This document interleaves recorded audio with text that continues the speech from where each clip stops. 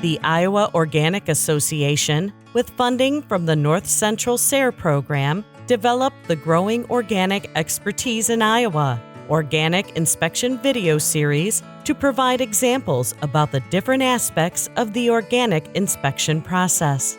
Organic inspections play a vital role to ensure organic integrity and consumer trust in the USDA Organic seal. What is organic? Organic is a labeling term that indicates that the food or other agricultural product has been produced through methods approved by the USDA National Organic Program. These methods integrate cultural, biological, and mechanical practices that foster cycling of resources, promote ecological balance, and conserve biodiversity. Synthetic chemicals and GMOs are prohibited. All USDA certified organic operations are inspected on an annual basis to ensure production and processes follow the NOP regulations. The following episode of Organic Livestock Management demonstrates the National Organic Program's requirements for reviewing each production unit, facility, and site where an operation produces or handles organic livestock. This is your remote site?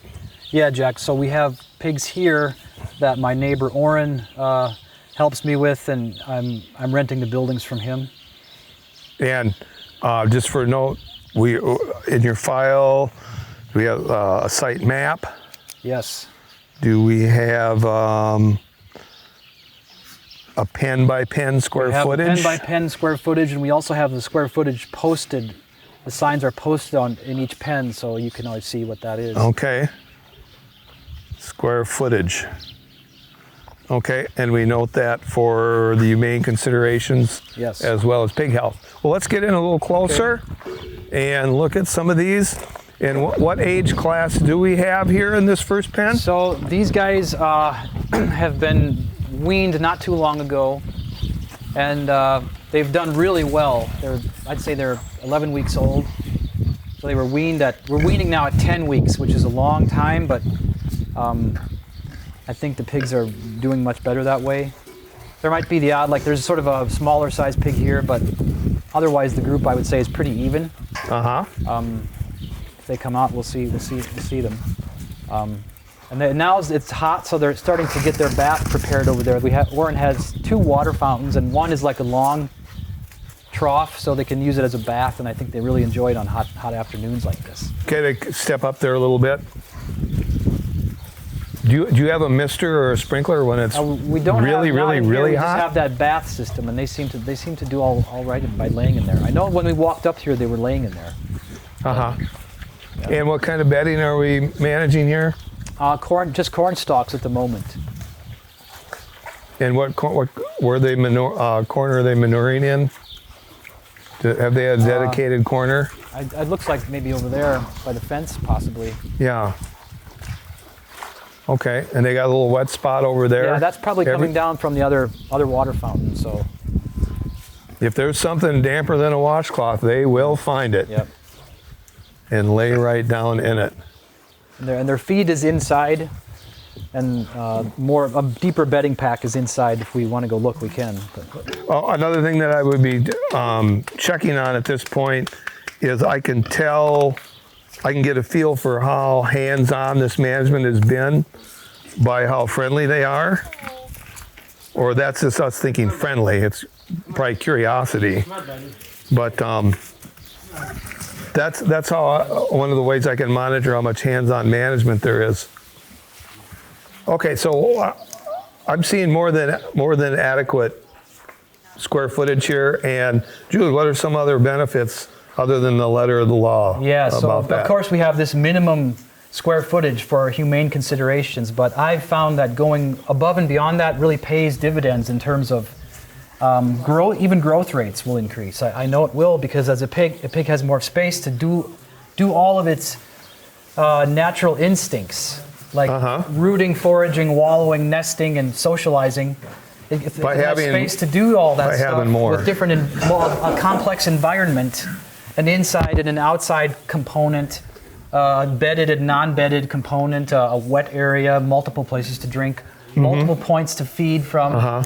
You reduce competition, you reduce aggressive behavior that we know exists in swine in groups. And we just everything, they're healthier, they grow faster. It's more fun for us to be standing in here today. If you notice, the odor isn't too terribly piggish right now. The air's fresh. I'm looking at the feed. I look at the feed. I look to see if any of it's crusted up, like around here, and it's not. And that shows me that either June or Orin has actually, doesn't allow it to cake up and cake up and cake up in spots that it doesn't fall through. See, that's all real fresh looking. It doesn't look any different right there than it does in here. This is especially crucial like coming into July and August. In fact, that's really the only time of year I look at things like that. And I'd also look at his feed grinding equipment and his augers to check those kind of things. Spider web in the corner, that doesn't matter. I'm looking for the crusty, even just a little bit of moldy feed, which I don't see here at all. But it's one of the things that we look at in inspection, and then that can be linked to pig health, or could also just let me know how detailed the management is, even though it's not it is a problem. You got to keep the feed fresh. And so that's what we're looking at.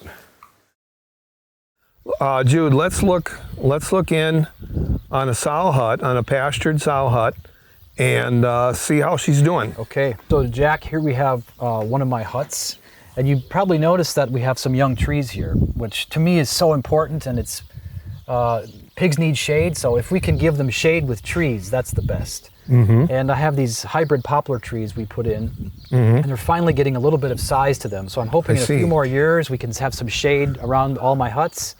But these huts are insulated so that we can shelter the sow from heat as well as cold. So they're obviously a little cooler than they look at first glance. Yes. Okay. And we have a wallow over there by the drinker that she can use if she wants to wallow to cool herself off, because that's one of their behaviors, as you know. And how about your straw management? So at the moment, there's a little bit of straw in there, but honestly, in this heat, we don't want very much straw in the hut, but only a very small amount of straw. In the summer. You can see the remnants of that single strawing is still to be seen in the hut, even though these pigs are about 4 weeks old already. The inspector will ask to see areas and review records that relate to your organic livestock production system. Some examples of the types of records that need to be available for review at inspection include animal list, including descriptions, numbers, and identification methods, source of breeding, birth, and purchase records, feed harvest and storage records, feed rations and drinking water, feed and feed supplement purchase records, housing and living conditions, including grazing management and outdoor access records, animal medications, everything in your medicine cabinet or refrigerator that is available for use, health management records, marking and segregating methods for animals treated with prohibited materials, soil management, erosion control, crop nutrition, and pasture management, manure management to prevent contamination of crops, soil, or water, pest management,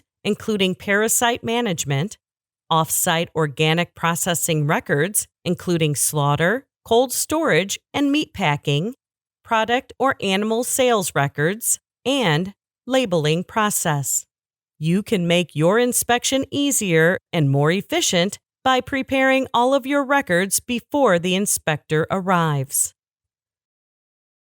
For more information about USDA NOP organic standards and guidelines, visit usda.gov/organic.